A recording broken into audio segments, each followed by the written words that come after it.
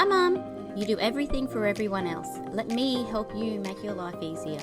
Quick, short information to make you empowered and remind you why you are so important. Because if you don't know what's on the menu, how can you choose what's right for you? Hi, I'm Alina, Director of my private practice Supportive Therapy, an everyday Aussie mum trying not to lose my biscuits and my kids.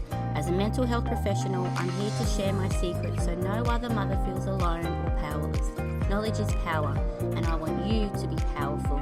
Think of it like I'm your mindset coach through all of this. Everything is backed by science and psychology.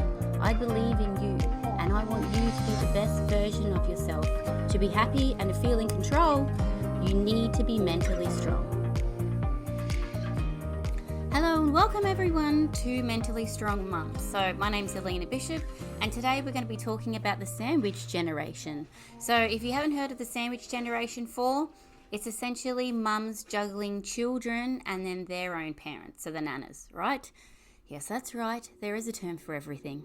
So the sandwich generation are those people who are supporting children with elderly parents. So an Australian Institute of Health and Welfare recorded 1 in 4 new mums over the age of 35, including 5% who gave birth over 40.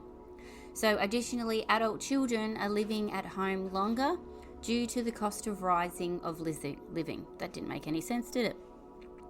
Plus, because of medicine and health and quality of life, we're living longer. It has been estimated that our 3.8 million 60-somethings have had a life expectancy of 20 plus years. So everything's looking up, and then especially for us, life expectancy is going to increase. So, you guessed it, what a tasty sandwich. There's 3 generations under the same roof. Do you know what would make this sandwich a little more interesting? The complexities of blended families, multiple sets of aged parents, and then additional stepchildren. So this is essentially the multi-generational revival, multi-gen living. This is the reality for so many people, trying to juggle the logistics of everyone in the same home, everyone's timetables, the division of expenses and responsibilities, and then if you have young children and elderly parents, you are essentially always on the clock. So you're always looking after your young kids because they're unable to look after themselves, but with someone who's quite elderly and frail, you love them, so you want to look after them as well. You know, another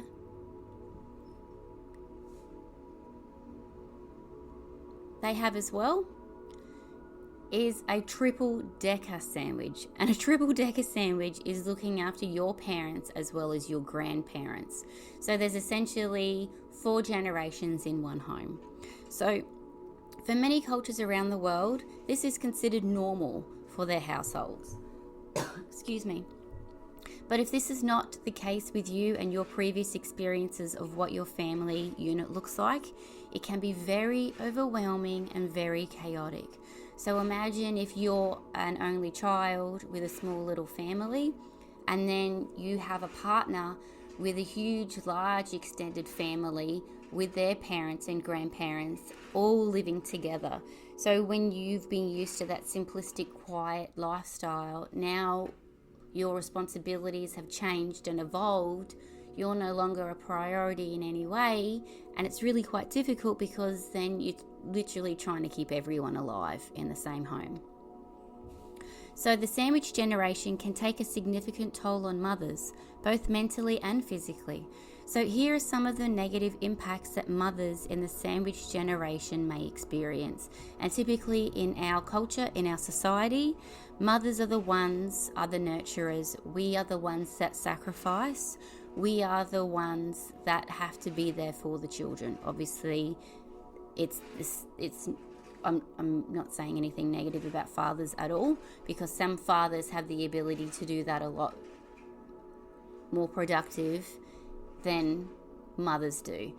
But across the board, that's generally the way that it is. All the societal expectations that if you are a woman and if you are a mother, these are the traditional roles and expectations that society or families or friends put on you. So number one of the negative impacts, obviously increased stress. So caring for both children and aging parents at the same time can be incredibly stressful. Mothers in the sandwich generation may feel overwhelmed and constantly stretched thin. Number two, there's a financial strain. So especially if your elderly parents moved in and they didn't have a lot of money, that means then everything's now left on my shoulders, as well as trying to raise my children in school, all the sports, obviously school uniforms is insane. So providing financial support to both children and aging parents can be a significant burden. So this can cause stress and anxiety for mothers, especially if the mothers are actually the primary breadwinner. Imagine that. Number three, lack of time.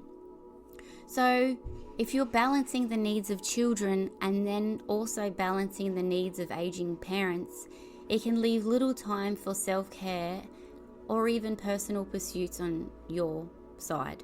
So this can also lead to feelings of burnout, exhaustion, and then sometimes even these feelings of resentment and anger. And when you are psychologically burnout because you're unable to take on your own emotions and feelings because you don't have anything left, it's then almost impossible to be able to take on other people's emotions or regulations or anything, because if I can barely look after myself, I can't look after you either. Like, this is all too much and too overwhelming. Number four, which can then lead to health issues. So the stress and strain of caring for both children and aging parents can take a toll on a mother's physical health. So it's then important for mothers in the sandwich generation to prioritise their own health and seek medical attention if necessary. There's this saying, if you don't look after your wellness, your body will force you to rest for your illness. So then obviously it's easier said than done, but finding little ways to be able to look after myself authentically or have little breaks, because if I don't do this well, it could result in long-term health issues for me, especially with high cortisol, stress, no sleep, especially when there's illness through the house. It's absolutely awful. Number five, the emotional strain. So caring for aging parents can be emotionally taxing, especially if they are dealing with health issues or dementia. Dementia is this awful, cruel mistress that takes over the body of our loved one, and it seems like sometimes they no longer exist. Dementia, if you have anyone in your life that's experiencing dementia, you really need to look after yourself a lot more, because dementia, geez Louise, depending on what kind, it can also be aggressive, it can turn into a psychosis, and then sometimes if you're just wanting that connection with someone and they don't know who you are. This can cause immense emotional strain for mothers in the sandwich generation, and obviously the flow-on effect with your partner and the children. Oh, and that brings us to number 6, romantic strain. So if I'm spread so thin, I can leave little time for my own romantic relationship. And I feel like romance is on the back burner as there are more important tasks. And for you, especially if you are in a relationship, romantic relationship, finding the time to nurture and grow that and always work on it so that we can survive. There's this other saying that I love: if we were together before the kids, we need to find out ways onto staying together after the kids leave. But it's difficult because none of that's happening, and then extra people have put on pressure in living in as well. So how can I prioritize my romance, my relationship, my partner, and how to strengthen our relationship so we can rise above and outlast this storm and even dance in the rain? So when things are great, they are wonderful. And we are all so grateful to have this close family unit together with this beautiful unconditional support. That's the dream. If we do have this unconditional support and respect, it can be the most beautiful, positive experience that makes you feel with gratitude that you can be a part of. If things are not going how we expected, so expectations versus reality, it can make you want to move out of your own home. For the grandparents, depending on their situation, they may have to sell their home and their assets and come and move in with their adult child who has agreed to look after them. This then can leave them in a really vulnerable situation. So when things do not work out the way as everyone planned or expected, there can be significant conflicts or even a divorce. The grandparents can actually be left with nowhere to go and then no money. So it's really difficult because even from your parents' perspectives, they gave up everything, they sold their house, moved everything in, amalgamated everything, huge breakdown or financial, whatever that is. And now, where do I go? So if we feel this is our only option, how can we best safeguard everyone for a worst case scenario? So even if we want to choose this, that it's going to be beautiful and positive and everyone's happy and we're all getting along, we still need a contingency plan for worst case scenarios or catastrophes or whatever that looks like. The difficult thing here is that when people think that things are going fabulous, it may seem unnecessary and really honestly uncomfortable to put down concrete contingency plans in place. But when all is happy and well, this is actually the best time to do it. So large strategies can be hiring a lawyer to draw up power of attorneys. That's also really beneficial, as I mentioned before, with dementia. Are there legal family arrangements? So when things go south, what does that look like financially and in terms of assets? What happens in terms of budgets, as well as our individual and shared bank accounts? So is everything amalgamated? Is everything individual? And then how do we break up expenses? Next is medium strategies. So medium strategies can be investing temporarily in respite care when you need a break, depending on the parent and if they're autonomous and independent. But if they are quite elderly and they do need a lot of support day to day, it can be really important to get some kind of respite care. Outsourcing cleaners to literally take the load off. And I know a lot of mothers can feel really guilty, especially if they're a stay-at-home mum, to be able to outsource cleaners because it's that guilt and shame that I feel that I should be able to handle it. You have a lot going on. If it's not that much, or if you can do it in NDIS or any kind of plan, just getting a little bit of help. Even at my house with my 3 little boys, I can vacuum every day and mop 3 times a week and it's still filthy. Filthy! Everything from outside is inside. You have to do what you can do to survive. And if you can afford it or figure out how to budget for it, little things like this can just make your life easier and then build that community of support so you don't feel alone. Also, babysitters for children so you can have some time out. I know you love your kids. Sometimes mama needs a break. Have a babysitter, someone that you trust. Even connecting with a counsellor to discuss strategies on conflict resolution, or even a counsellor just to vent to, just to be authentic and vulnerable about how you're really feeling or how I'm really struggling. Because sometimes if you are in that household of a sandwich generation, I don't want to whinge. I don't want to say that this is bad. I want to be able to have a glass half full perspective. So it's difficult then because any of these turmoil, I kind of then shove it down.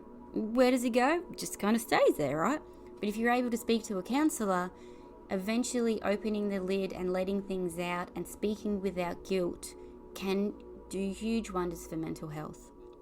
Understanding self-regulation and even emotional intelligence. So if you're able to articulate what you're feeling and why, you can understand from other people's perspectives and for yourself, and then it gives you that voice in the home. So The third is these smaller strategies. So smaller strategies can look like everyday logistics, such as shared timetables. There are amazing apps that you can use, and then color code everyone's schedules. So if you've got 3 kids, 2 adults, 2 elderly, and if it's a triple decker, granny, great granny, everyone needs a different color for their schedules, for their doctors, for their school, extracurricular, days off, and public holidays. You can even on the fridge have whiteboard, so you can outline everyone's responsibilities, and that even can be chores. Meal planning, so we are organised and strict. There's on my website, if you have a look, there, if you go on, there's a free 7-week meal planning PDF that you can download, which is amazing because then it goes for 7 weeks. Or choose all my favourite food that everyone likes, and then at least with that 7 weeks, you can do a grocery list, print it out, everything's done for you. And then another little small strategy are little boundaries like dedicated family time and then dedicated individual time. So we all need family time, but we also need to value the importance of individual time without guilt, and that's okay. So because it can be challenging and an overwhelming experience, there are ways to make it really, really successful. So as long as with those other strategies, making sure that everyone as adults are aware and try as best as possible to be responsible for themselves. Be mature, communicate the way. So number 1 is communication. So keep an open line of communication with both your parents and your children.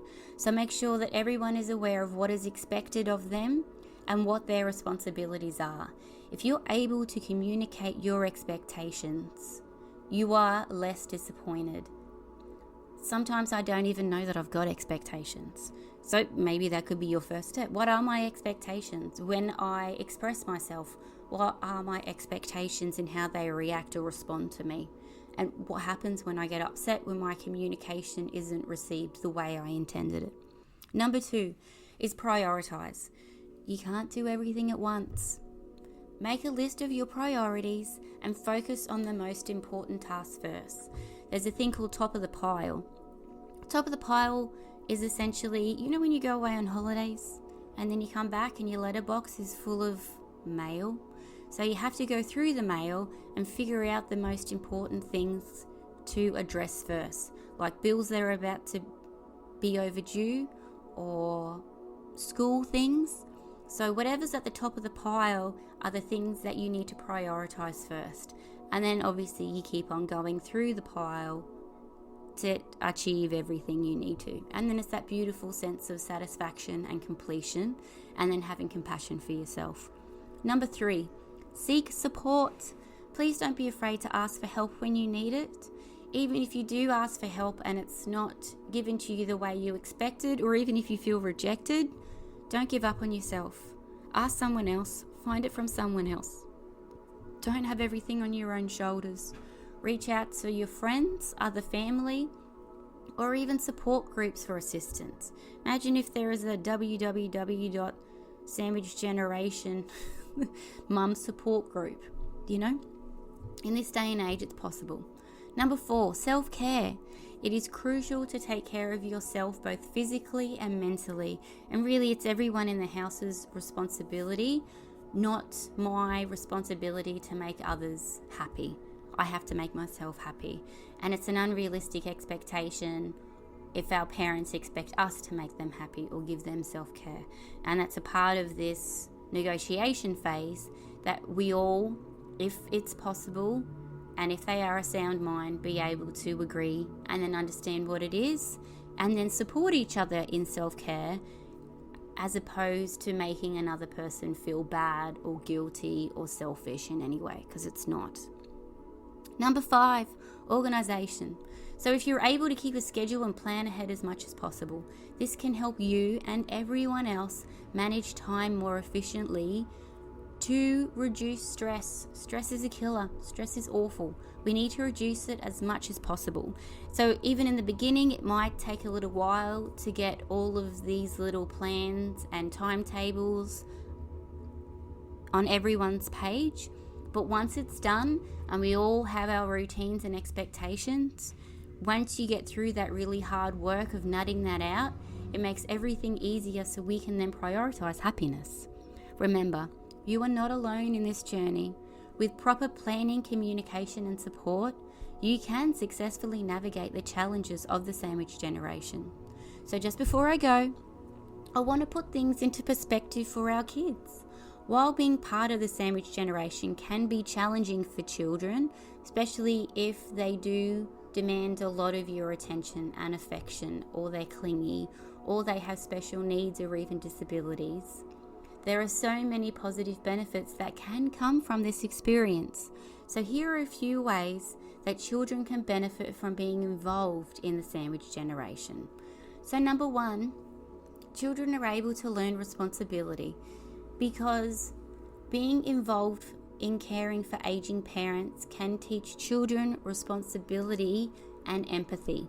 They will learn to be respectful and caring towards elderly people and understanding the challenges they face. So this is also you demonstrating how to speak, what behavior to use, and what actually is respect. Number two, they're able to build authentic relationships. So spending time with grandparents can help strengthen the bond between children and their grandparents. It's this beautiful buffer sometimes that if they can't go to their parents to speak to, if they've got a bond and a healthy connection with their grandparents, they can bypass mum and go to nana. It's beautiful. This can lead to deeper relationships and more meaningful connections. Number three, developing life skills. So children may learn valuable life skills from nana or pop. Pop can be awesome, such as cooking, cleaning and budgeting, while helping their parents take care of their grandparents. So these skills can be very useful throughout their lives. Number four, gaining perspective. So if we're able to be involved in the sandwich generation, it can help children gain a unique perspective on life.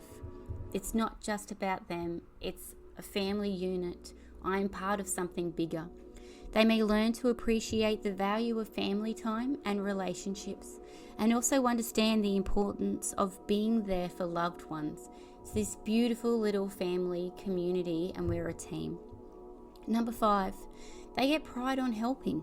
That might sound silly in the beginning, but eventually, children who help care for their grandparents may feel a sense of pride and accomplishment in knowing that they're making a positive difference in the lives of others. So overall, when being a part of the sandwich generation can be difficult for kids, it can also bring many positive benefits and help shape them into more responsible and empathetic individuals. And always remember, sorry, I've got a frog in my throat. Family cooperation engagement can help things run smoothly. Being honest and feeling safe to express our concerns, as well as clear strategies so that all parties can implement. These can safeguard the household and continue it to run while ensuring all the resources, emotions and patience are not too thinly stretched. So thank you so much for listening to me today about the sandwich generation. I hope this was really helpful and gave you a bit of inspiration, but can also help normalize when I'm struggling. So for some people, this isn't a factor and they don't know what it is or what it's like to have a sandwich generation. Sometimes mums didn't even know there was a phrase or a term, sandwich generation or a double-decker sandwich. So learning to normalize what you're going through, how to prioritize yourself without guilt, and then learning to bring everyone together so you are that beautiful matriarch, and it creates a close family bond where you thrive and your children have a beautiful experience. Have a wonderful day. Thank you so much for your time. Bye. If you're hearing this message, you've listened to the entire podcast, and for that, I would like to thank you for your support. So you can find me on Instagram or Facebook at supportivetherapy_, and then you can find heaps of free resources online at www.supportivetherapy.com.au. So if today you did find my information useful, please leave a review and subscribe. By leaving a review, it's a value exchange. It's good karma. So I value your support just as much as you value my free information. And if you liked it, other mums can like it as well, hopefully, and then it can hopefully start a huge movement of people valuing mothers the way that they need to be valued. So please feel free to let me know what topics you would like to see in future episodes. Always feel free to get in touch with me in the comments. Otherwise, follow me on Supportive Therapy social media networks. Thank you so much for your time and have a wonderful day, you beautiful mum.